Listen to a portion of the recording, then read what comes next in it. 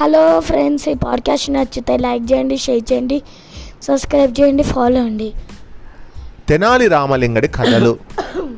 రాయలవారు అత్యవసర సమావేశం ఎందుకు ఏర్పాటు చేశారని ఒకరికొకరు అడిగి నీకేమైనా తెలుసా అనుకుంటూ తెనాలి రామలింగడితో సహా అందరూ సభలో ఆసీనులయ్యి అంటే కూర్చొని ఇప్పుడు రాయలవారికి ఏ సమస్య వచ్చిందో, ఏదైనా చిత్రమైన కళ వచ్చిందా, లేకపోతే ఏదైనా పోటీ పెట్టడానికి పిలిచారా అని ఎవరికి వారు అనుకుంటూ అంతా కూడా రాయలవారి కోసం ఎదురు చూస్తూ ఉన్నారట. ఇంతలో రాయలవారు గంభీరంగా నడుచుకుంటూ వచ్చి సింహాసనంపై దేని గురించో ఆందోళన చెందుతున్నట్టుగానే కూర్చున్నారట. వెంటనే రాయలవారు, సభాసదులారా, ఈరోజు ప్రజా సమస్యలను కొంచెం పక్కన పెట్టి నిన్నటి నుండి నన్ను వేధిస్తున్న ఈ సమస్యకు పరిష్కారం చెప్పండి అని చెప్పి, మన రాజ్యంలో ఇన్ని సమస్యలకు కారణం ప్రజలందరూ ఎవరికి తోచినట్టు వారు ఉండి ఎవరికి ఇష్టం వచ్చిన పనులు వారు చేసి సమస్యలు కొని తెచ్చుకుంటున్నారని నాకు అనిపిస్తుంది. అందుకే నేను ఒక శాసనం చేయాలనుకుంటున్నాను, అంటే ఒక రూల్ పెట్టాలనుకుంటున్నాను. అదేమిటంటే, ఇకపై మన రాజ్యంలో ప్రజలందరూ ఒకేలా ఆలోచించాలి, ఒకే విధంగా వేషధారణ చేసుకోవాలి, అందరూ ఒకేసారి ఒకే పని చేయాలి. సాధ్యమా అని శాసనం చేస్తే ప్రజలకు ఏ సమస్యలు లేకుండా అందరూ సంతోషంగా ఉంటారని అనుకుంటున్నాను. దీనిపై మీకు ఏమైనా అభ్యంతరాలు ఉంటే చెప్పండి అని సభికులను అడుగుతారట. దాంతో సభికులంతా రాయలవారితో, మీకు వచ్చిన ఈ ఆలోచన ఓహో మహాద్భుతమైనది మహారాజా, మీరు చాలా గొప్పగా ఆలోచిస్తారు, అయినా కూడా మమ్మల్ని అడుగుతున్నారంటే మా అదృష్టం, మీకు నచ్చినట్టు మీరు చేయండి మహారాజా, దీన్ని అమలు చేస్తే ఇక ఎలాంటి సమస్యలు రావు, వెంటనే అమలు చేయండి, మాకు ఏ అభ్యంతరం లేదు, మీ ఆజ్ఞ మాకు శిరోధార్యం అని చెబుతారు. సభికులంతా ఒక్క రామలింగడు తప్ప అందరూ అలా చెప్పేసరికి అప్పుడు రాయలవారు, రామలింగడు గారు, మీరు ఏం సమాధానం చెప్పడం లేదు, ప్రజల మేలు కోసం మేము తీసుకున్న నిర్ణయాన్ని మీరు అంగీకరించడం లేదా చెప్పండి, మీకు ఎలాంటి భయం లేదు, మీ మనసులో ఏమనుకుంటున్నారో నిర్భయంగా చెప్పండి అని అడుగుతాడు. అప్పుడు రామలింగడు లేచి, మహారాజా, మీ ఆలోచన ఎలా ఉందో తెలుసుకోవాలని మీకు చాలా కుతూహలంగా ఉంది కదా, నాకు ఒక్కరోజు గడువు ఇవ్వండి, మీ ఆలోచనని మీ కళ్ళ ముందు నేను చూపిస్తాను, దానిని చూసిన తర్వాత మీరు చాలా సంతోషిస్తారు అని అనుమతిని కోరతాడు.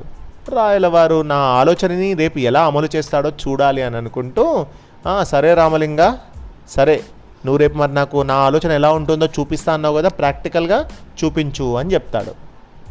తర్వాతి రోజు రాయలవారి సభకు రాగానే అక్కడ ఉన్న వారందరినీ చూసి ఆశ్చర్యపోతాడు. కొంచెం కోపం వచ్చినా వెళ్ళి సింహాసనంపై కూర్చుంటారు. తర్వాత సభలో ఉన్న వారందరూ ఒకేసారి లేచి రాయలవారికి మహారాజా ప్రణామాలు అని ఒకేసారి చెప్తారు. అందరూ ఒకేసారి లేస్తారు, అందరూ ఒకేసారి కూర్చుంటారు. అందరి డ్రెస్సులు సేమ్ ఉంటాయి, అందరు వేసుకున్న డ్రెస్సులతో పాటుగా వాళ్ళ షూజు మిగతావన్నీ కూడా సేమ్ టు సేమ్ ఉన్నాయి. కాసేపటికి భటులు వచ్చి అందరికీ ఒకేసారి డ్రింక్స్ ఇస్తారు. వాటిని అందరూ ఒకేసారి తాగుతారు. అందరూ ఒకేసారి లేచి రాయలవారికి ఒకేలా పొగుడుతున్నారు. రాయలవారు మీరు గ్రేట్, ఇవన్నీ వింటుంటే నాకు చిరాకు కలుగుతున్నది. ఇదంతా చూసిన రాయలవారికి, అందరూ ఒకేసారి మాట్లాడుతున్నారు, అందరూ ఒకేసారి చిరాకు చేస్తున్నారు, అందరూ ఒకటేసారి గొలగొల చేస్తున్నారు అని కోపము కాస్త అసహనము కలిగి ఒక్కసారిగా గట్టిగా రామలింగడు గారు అని అరుస్తారు. రామలింగడు లేచిన వెంటనే మిగతా సభ్యులు కూడా లేచి నిలబడతారు. అప్పుడు రాయలవారు ఇంకా కోపంగా, ఏంటిది, మా ఆజ్ఞనే ధిక్కరిస్తున్నారా, మేము కేవలం రామలింగడి గారినే కదా నిలబడ్డమన్నాము అని అడుగుతాడు.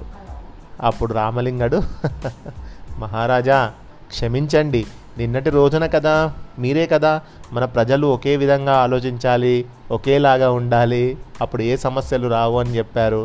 మరి మీరు చెప్పినది నేను చేసి చూపించాను మహారాజా, ప్రాక్టికల్గా ఒకేసారి అందరు నిలబడ్డా, ఒకేసారి అందరు ఒకే రకమైన డ్రెస్ వేసుకున్నా, మీకు చూడడానికి ఎలా ఉంది, బాగాలేదు కదా. అప్పుడు అర్థమైంది రాయలవారికి. అప్పుడు రాయలవారికి అంతవరకు ఉన్న కోపం స్థానంలో తను చేయాలనుకున్న శాసనం గుర్తుకు వచ్చి నవ్వుకున్నారు. అప్పుడు రాయలవారు రామలింగడు గారు, ఇక మీరు ముందు నేను సమాధానం అడగగానే మీరు చెప్పకుండా ఎందుకు ఇలా చేశారో నాకు ఇప్పుడు అర్థమైంది. మీరు చాలా తెలివైన వారు రామలింగారు, రామలింగ అని చెప్పి మందు వేయకుండానే బాగు చేయడం అంటే ఎలాగో మళ్ళీ నిరూపించారు. మేము ఈ శాసనం చెయ్యకుండా ప్రజలనే కాదు మమ్ములను కూడా మీరు రక్షించారు. అందుకోండి ఈ బంగారు నాణాల సంచి తీసుకోండి, తక్షణమే మీరందరూ వెళ్ళి ఎప్పటిలా రండి అని ఆజ్ఞాపించారు రాయలవారు.